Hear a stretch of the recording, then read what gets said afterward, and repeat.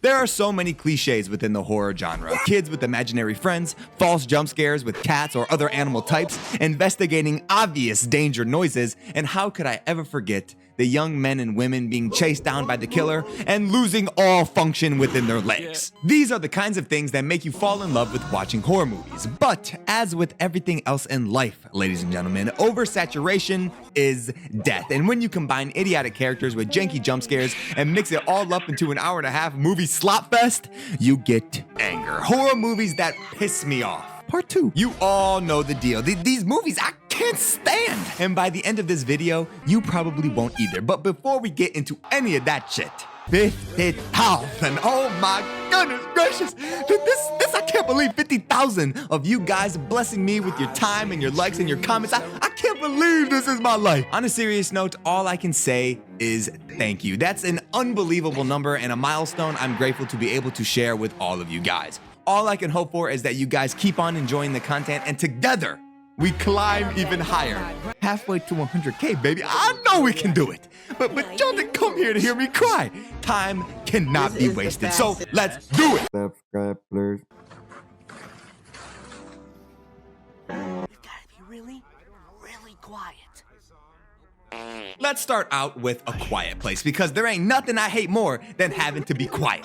Wait. We start out on day 89. The city is empty, no one is in the streets, no cars are driving. We got this badass little kid running around the store with no shoes on. That's next. Anyways, it seems like the whole family took a trip down here. We got Mom Chachino shopping for pills for this dude who's sick. This one over here is deaf, and that same little kid almost gets the whole family slime. Drops this spaceship toy. Fortunately, his sister has some spidey senses going off, and Jim Halpert takes the batteries out of this toy, letting us know and little dude know that shit's way too loud.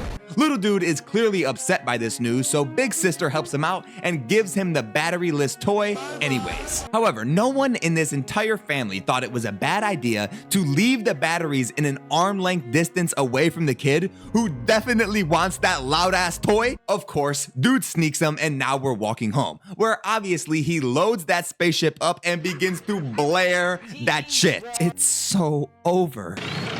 Anyways, we cut to day 472, where Jim, aka Lee, is doing some research about the creatures that murked his son not 10 seconds ago. We see newspapers telling people to stay silent. We learn that these creatures are blind, and there's at least 3 of them in this area. Lee is trying to make contact via radio to any and all survivors in the area. As Marcus pretends to be Lightning McQueen, this is when we see Evelyn in the cribbo where she's decorating, and this is the type of shit that pisses me off. Why are we getting pregnant in this apocalypse? Did you not see what just happened to a little kid? What could that possibly benefit for this family in this situation? Look, I get that the family is grieving their loss, but isn't this the whole reason this would be a bad idea? Because kids are unpredictable and don't listen. No matter how soundproof this basement is, that crying machine will get y'all killed. We get Lee being sad, Evelyn setting up the oxygen supply for the new baby, and the kids continuing to strengthen their defenses at home base. This leads us to dinner, where we get game night, where Monopoly is being played. No way. This game invokes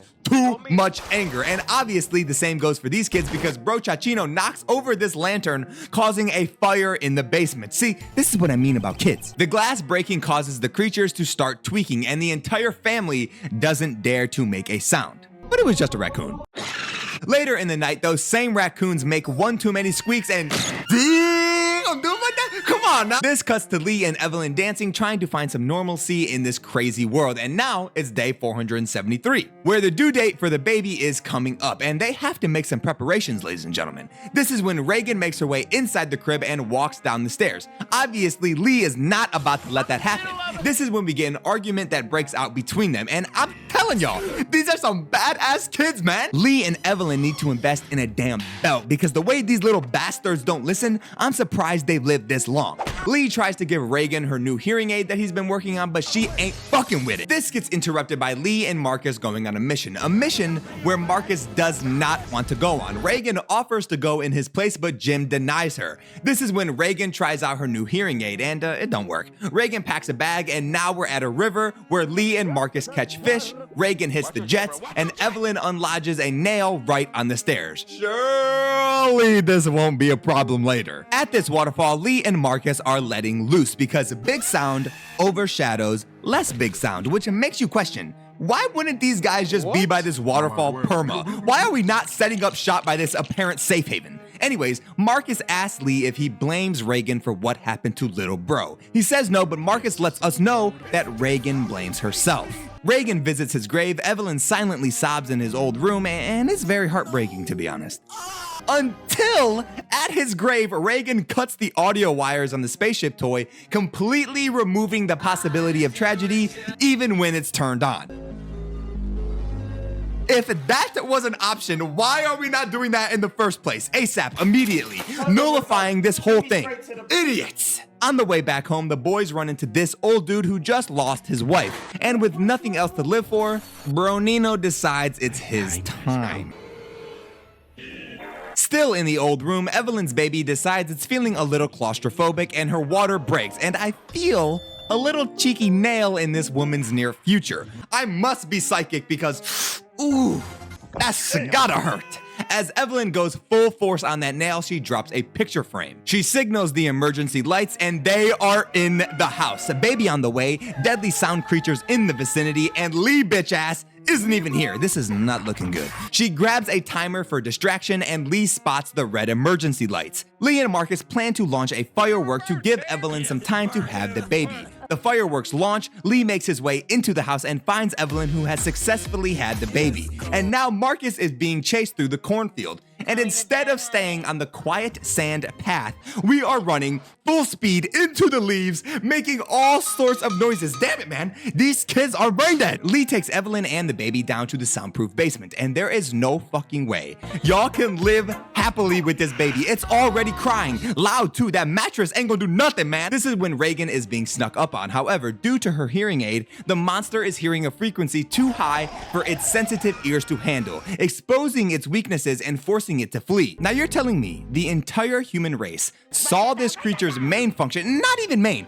its only function of detection is sound, and not a single person said, well, why don't we just crank it up to the max? Man, you put me in this movie with 3 flashbangs and I could 1v1 one of these bitches. See, this is what pisses me off. And do not tell me no one thought of it. I done seen it in The Hulk, Invincible, Stranger Things. This must be a parallel universe where every human is a moron. Anyways, Marcus and Reagan meet up, Lee goes to look for them, and the basement starts to flood. And it goes from 0 to 100 because not only is the basement flooded, but one of the creatures is face to face with Evelyn and the baby.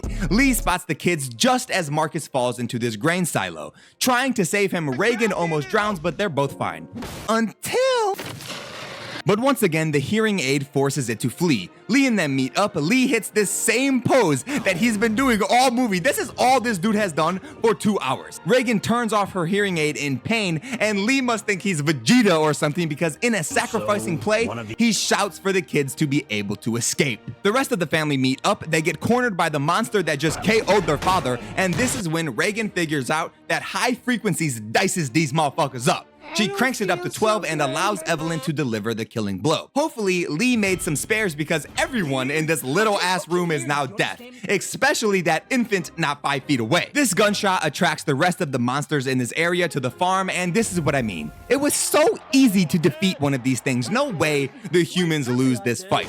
Anyways, seeing the battle on the horizon, Reagan and Evelyn load up, and this is where we end. I just woke up in a fucking steaming mood, yeah? Because I live in a shit. We start off the Babadook with this lady, who is in a car crash turned bedtime and getting woken up by this dude complaining about some nightmares. We go through the whole shebang of checking the closet, under the bed, even reading a little bedtime story. And my girl clearly does not like my mans because y'all see this distance? This a whole lot of hate. She doesn't even want him hugging her. Something must have happened. She drops him off at school, and then my brethren gets kicked out of school, and now he's trauma dumping on this family at the grocery store. Now we're at a park where this dude is role-playing Stewie calling for Lois. I swear. At night, Amelia reads a book firmly titled Mr. Babadook to Samuel. And what kind of nightmare-fueled book is this? Samuel already has nightmares. No wonder bro is a little off. Who wrote this? Does that say dead? Later, Amelia decides to take another look at this book, finally locking it away on top of this dresser. After watching some romantic movies on the television, Amelia gets a little down and dirty in the bedroom, ultimately getting interrupted by Samuel claiming the Babadook is in his room. Next morning, Amelia plays a little hooky from work trying to get a day for herself. Unfortunately, her sister Claire no longer wants to babysit Samuel due to him scaring the shit out of her daughter Abby. And I want you to take a guess on what bro was babbling about. As they eat dinner, Amelia finds glass within...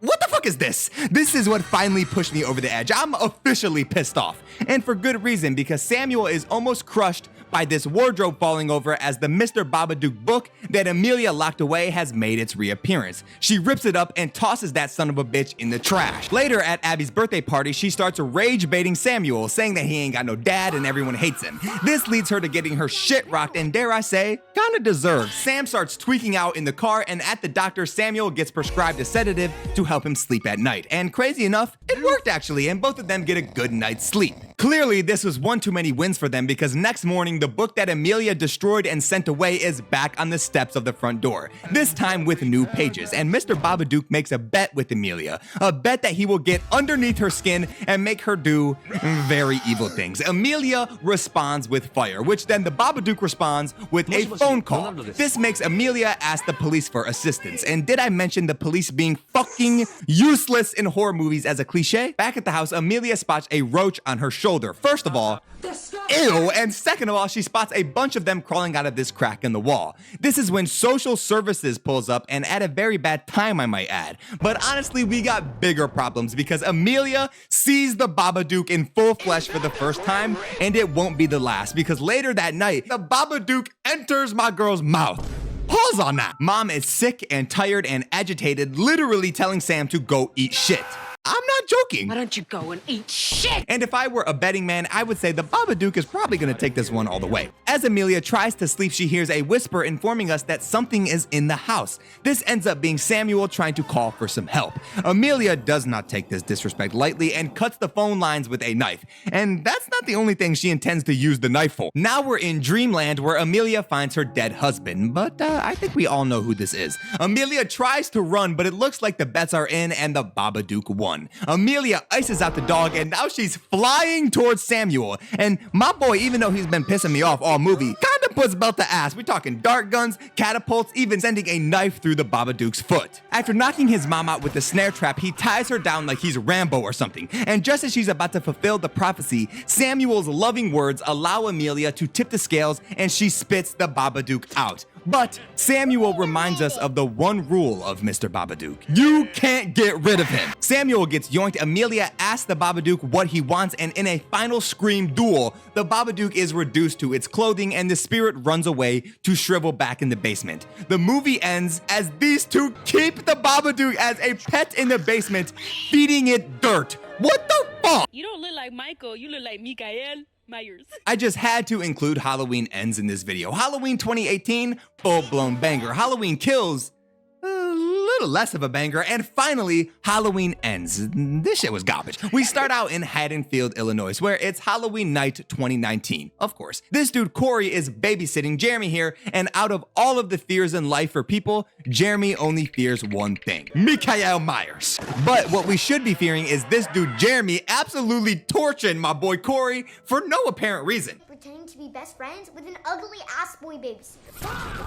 As Jeremy is now dead, and we get the juiciest of title cards. Now we get a montage of all of Michael Myers' best kills in this series. And Laurie Strode and Allison are living it up. Laurie is burning pies, Allison is a nurse, and Corey is trying to rebuild after the events of earlier. His boss gives him a beat up motorcycle and Allison gets pulled over. This is when a group of teens ask Corey to buy them a couple of beers, but Corey here is not messing with the law. They recognize him as quote unquote, "You're that psycho babysitter. He killed that kid, didn't Now, in this title that you just gave this man, why would you start messing with him? He's accused of a murder. I hope Michael Myers kills these people first. Laurie will do for now. As they slash the bully's tires, they head to the doctor's where Corey and Allison trade flirtation. With Allison taking the first leap and asking my brethren out on a date. Oh my god. Now we're at a Halloween party where we get dancing and photos and people trying to get me demonetized, damn it. But this is the least of our problems because Jeremy's mom is there and she is not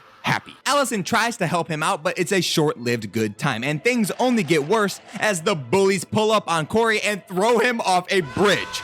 And is Pennywise in this bitch? Because why is my man's being dragged into the sewers? And now my boy's being choked by Michael Myers, but he gets let go? What is Michael doing, and why is Corey killing this homeless man? Corey goes to tell Allison and Laurie, but ends up bringing her to the house where Jeremy took a swan dive. Allison's ex Doug is trying to little bro Corey right in front of Allison, to which Corey responds with a tag team Hardy Boys matchup with Michael in the sewers. This tag team was not a one-time deal, as Corey and Michael lay the smackdown on Allison's nursing friend. My boy tries to step up to the big dog, and did Michael just lose a 1v1 to this man Corey? Is he Superman? How is he lifting Michael up like that? Now I'm pissed. I'm pissed as heck. Corey slimes the bullies out as well as the radio station guy, and he tries to kill Laurie Strode, but obviously that don't work. Then Michael Myers comes to finish the job, snapping Corey's neck.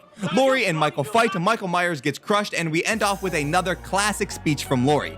A whole Halloween movie, and Michael Myers was in it for like 10 minutes. Man, fuck this shit. Overall, I don't often feel pissed off when watching movies, but 9 times out of 10, if I am, it's because it's a boo-boo horror movie. I hope you enjoyed the video. Let me know in the comments which horror movies pisses you off the most and what else you'd like me to talk about. I'll see you guys in the next video.